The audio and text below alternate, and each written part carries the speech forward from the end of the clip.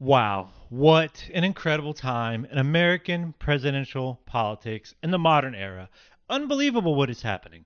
The 2024 presidential election is going to go down in history as one of the crazy, the wildest presidential cycles in the history of this country, certainly the modern. Unbelievable. And we've had some crazy elections. We've had some really wild, wild rides before. It is really unreal what is happening right now in American politics. Of course, we all know that President Trump recently was almost murdered, almost assassinated within an inch of his life recently in Pennsylvania. Very, very terrifying. Very, very sad what happened.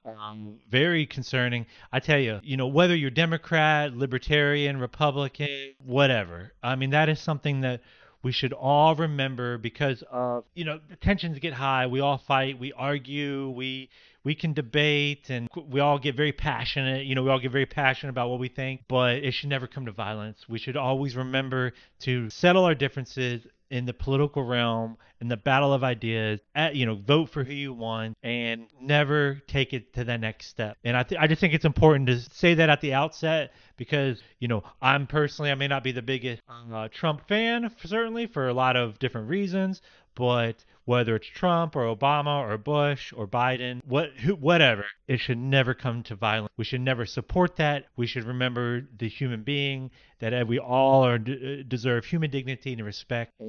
That was horrifying to witness. It really was. And on a purely a human spectator level, just taking the politics out of it, it was very incredible to see the way that Trump reacted to that shooting. It was really shocking and a pretty incredible example of the human spirit. I do commend him for the way he got up and was very resilient. And I think it was overall a very, very moving, very emotionally moving history, an American history. It was incredible. But so we just have that, of course. There's going to be a lot of ramifications from that. But so we have Trump that was almost assassinated recently, and then within a week, the current president of the United States, President Biden, is stepping down, and that is unbelievable. Just an incredible, another historic moment to happen this close to the election. I believe it is the closest to a presidential election a president has ever stepped down. We certainly have had presidents that have resigned, but not quite like this. And I will say on a human level for Biden, it is a little sad to me in the sense that you see how much he's deteriorated. You see how much he has, look at videos from him 4 years ago. You kind of see how clear and cogent and articulate he was even 4 years ago. And really, I would say in the last year and a half, there has been a dramatic decline. And it really is on a human level, whether you like Biden or not. I know a lot of you might not like his policies or whatnot, but just on a human level, I do feel bad for him because you don't like to see that. And I do think that I wish the best for him and his family in terms of his health. And I think that it's a really, really hard to do to step down at such a late hour like this. Of course, politically speaking, he should have done this 6 months ago. Democrats were very foolish in waiting. This should have been done. They should have done this the right way. There were many throughout the country that were telling them that they need to move on because there were concerns about Biden's health, to be fair. There were a lot of concerns about his mental acuity and if he had the stamina and the vigor and all of that to continue for another 4 years. So they should have listened. Huge mistake by the Democrats from the way things were carried out here. I got to tell you, politically speaking, they're in a very difficult situation because I know Biden, he endorsed Kamala Harris, the vice president. I think, politically speaking, if they just hand the nomination to Kamala, I think that's a huge mistake. I think that the best, in fact, from the Trump perspective, right, I think Trump and the conservatives, that's what they are hoping. First, well, number one, they did not want Biden to drop out. That's the one thing that is funny. I made this joke with other conversations with people I'd have is the last few weeks or the last month, the biggest Biden supporters in the country were Trump supporters because they wanted Biden to stay because all signs were pointing to Trump was probably going to beat Biden pretty handily. All signs pointed to that. Now it's a little more up in the air. I think if they keep Harris, I'm not so sure she gives quite as big a bump as the Democrats are hoping. I'm not saying she couldn't do it, but so far in her political career, she has not shown the political gravitas. She hasn't shown the seriousness. She needs to be more serious. She needs to be more dignified. She needs to be more of a stateswoman from what I've seen. She has that in her. I've seen her do that at times, but unfortunately, I've also seen her way too unserious, way too jokey, way too.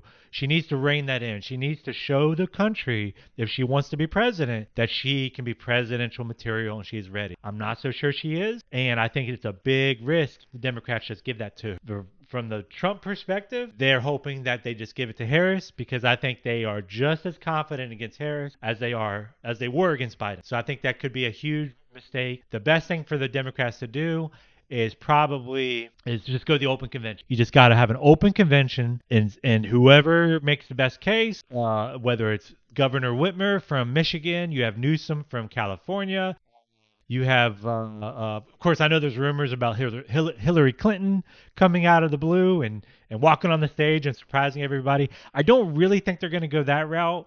I think that's more internet gossip. I don't really believe that. It could happen. Who knows? We'll see. I don't think it will. But I tell you right now, it is a very interesting time. Like I said, from a Democrat perspective, open the convention, have robust debate. If I had to make a prediction right now, I would say that Governor Whitmer will be on the ticket. I don't know if she'll be VP or president. My guess is VP. And I think the president candidate will actually be either Harris or Newsom. So I think it'll be Newsom Whitmer or Harris Whitmer. That's my, prediction, which is probably totally wrong. It's probably going to be, who knows? Maybe Hillary will come back and shock everybody. But it's going to be really interesting. DNC is going to be crazy. Really, really fascinating time. Can you believe this? In 1 week, we had President Trump almost killed, which was horrifying. And then a week later, we have the current president, Biden, dropping. Unbelievable. Just an incredible week in American politics. And I tell you, buckle up because it's going to be a wild ride and it's going to be really interesting the next few months what's going to happen. And I tell you, it's really fascinating time. Hey, thank you for listening. I hope you all are great. Whether you're libertarian, Republican, Democrat, liberal, whatever. Just be kind to each other. Honestly, I say this in light of the Trump almost being killed.